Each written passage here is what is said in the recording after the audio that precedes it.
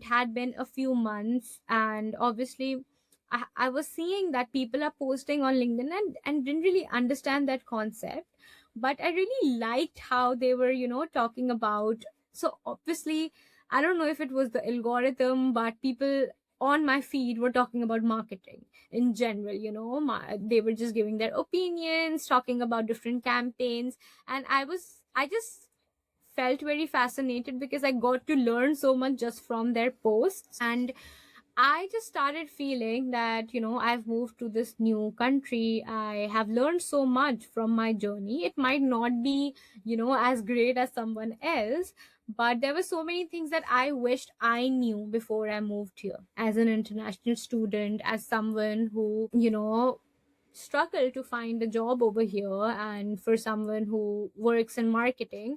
I just thought that, I wish I had just come across such posts earlier, maybe, or someone had guided me in this way. So I thought, like, why not just start talking about my experiences as an international student. I wasn't confident about me talking about marketing back then because it was still very fresh. I just thought nobody really cares about my opinions, which is why I thought I'll just start, talking about what I've learned as an international student. So I remember my first post was literally, what I learned as an international student. Because obviously I had such a different writing style back then. And I just talked about that in general and closed LinkedIn. And when I opened it the other day, I saw that, so many people had liked it, commented on it, that this is so relatable. And those were like strangers, and Yeah. they were talking about how they could relate to my journey, and nobody really talks about the struggles. Nobody really told them that this is what they're signing up for. People started messaging me as well, and I was amazed. I was like, I did not know that it would be so impactful. So I just Hmm. started posting. It was like very low key, so I started posting once a week, and I used to post about whatever I learned as an international student.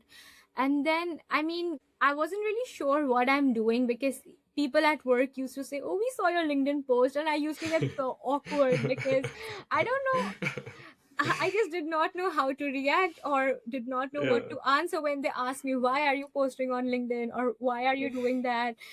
Because I think now people do have awareness, but I was still new to it, and I did not know how to explain it to them that, "Oh, I'm just doing it for myself to feel confident," Mm. because I did not have any goal in mind that I have to earn money or I have to, just get more projects. I had no goal in my mind. I just thought that I'll feel confident if I talk about my journey.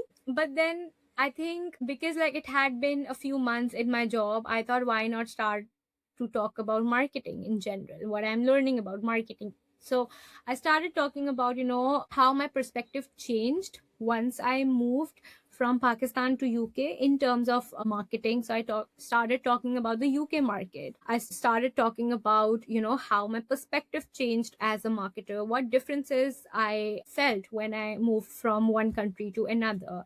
I started talking about the different campaigns. I started, just meeting people.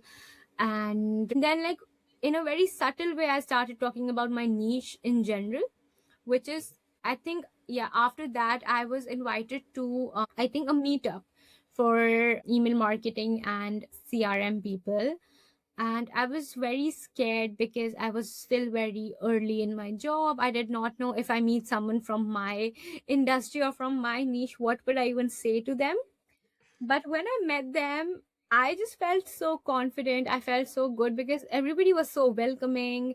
And I also learned so much. Like, I made so many connections during that event that I thought, why not start to talk more about this niche so that I can, meet more people, so that I can just connect to more people who are part of my niche and learn from their journeys as well. So after Mhm. that, I started talking about whatever I'm learning in email marketing and CRM and the legal industry in general, because again, it's thought to be as a very intimidating industry, a very Yeah. boring industry, which is why I thought, I should talk about it, because this was the exact perspective that I had before I joined the company. But it's not boring, it's not intimidating, and I really wanted to convey that. So I started talking about that as well. And yeah, that is how it started. Then obviously I think your niche keeps changing, but the core niche is definitely, talking about marketing, email marketing, and my life as an international student. I never stopped talking about that, although it's been a while since I've been Hmm. an international student. But I think that is such an important part of my journey, and that is something that actually shaped me into the person I am today. So yeah, I think these are the three pillars, like the three content pillars that I use in my personal branding journey now. Hmm. It was really nice to listen to it because I'm always curious about how it kind of started. Then, when you said what opportunities it may bring, what it is like when people from out there don't build their brand, so they don't understand why you do it. But Exactly. I'm pretty sure that at some point in the future, they're maybe going to join as well. And that's the point when they realize or find out, oh, she's been on something. I wish I started early as well. And lastly, as you said, with posting about being international student, I've seen some of your posts, and even though for me it's been some time as well, I really like reading that because not only I can kind of compare or see my own experience, but at the same time, I know there are people who are students now or who are going to be students, and it's going to help them because if I was one of them back then and I knew LinkedIn and someone was posting about it, I'd be like, oh, this is actually very helpful. Exactly. So I like such a content and I think those are great pillars. So you're doing great work. Yeah. No, definitely. Because I mean, people reach out to me on DMs as well, just, seeking for guidance. So I actually feel good because I think that, okay, maybe my posts are impactful because like international students are reaching out to me. So, I mean, that's a good sign. So, Exactly. I agree. And Inara, just to be aware of time, I want to ask kind of lighter and friendlier question by the end of the recording. So, what is it that you like to do in your free time, or what are some of your hobbies?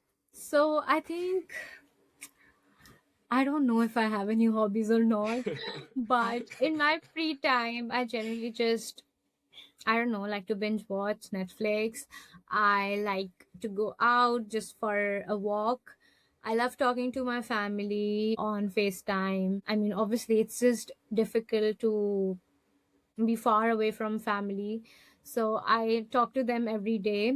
That is what I do when, I'm back from work. And obviously, since I live alone, I spend a lot of time just managing the household chores. I mean, just cooking, cleaning, laundry, groceries.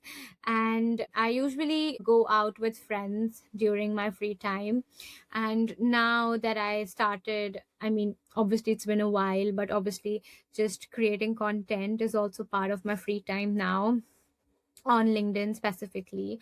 I recently started Substack, so I'm working on my newsletter. It's still very new to me, but again, LinkedIn was new as well, so it should be fine. It'll take time, but I'm trying to work on that as well. So yeah, I mean, during my free time, that is what I usually do. I mean, those many things that all of us need to do, like household things and Yeah. survive and live. And of course, important to stay in touch with the family because, again, I know what it's like as well.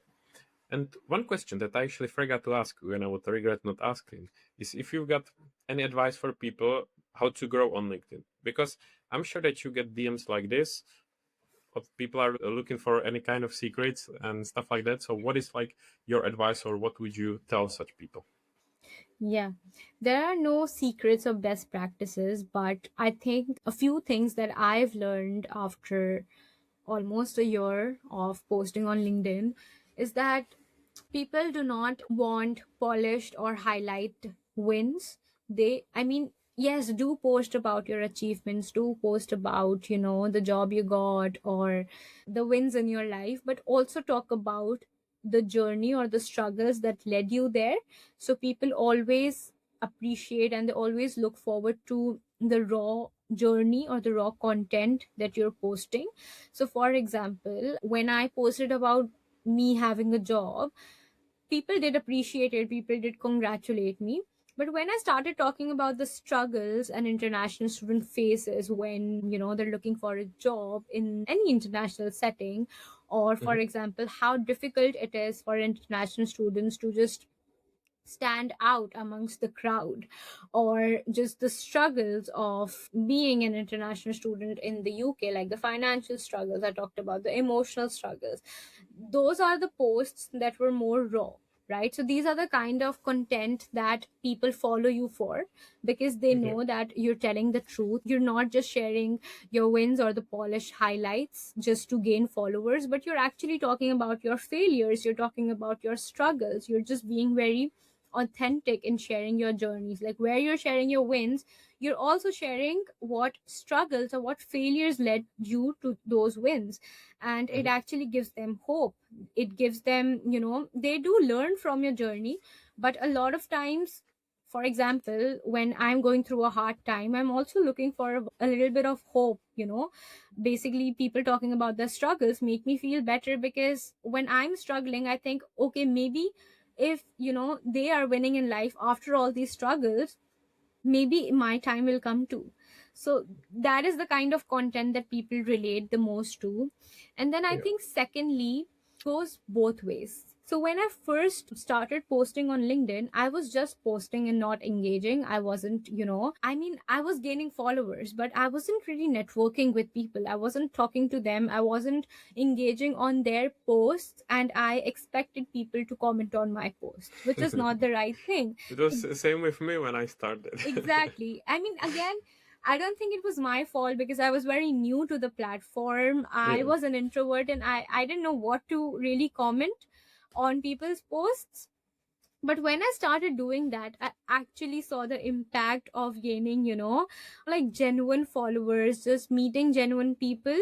And I don't know, but I started having that LinkedIn family, because Mhm. the same people comment on my posts, and I love that, because I look forward to their comments, or they look forward to my comments on their posts. So it just started to feel very authentic and not forced. So I think these are the two learnings that I've had, that it goes both ways. If you expect people to engage with your posts, you should do the same thing. And secondly, you should be raw and authentic.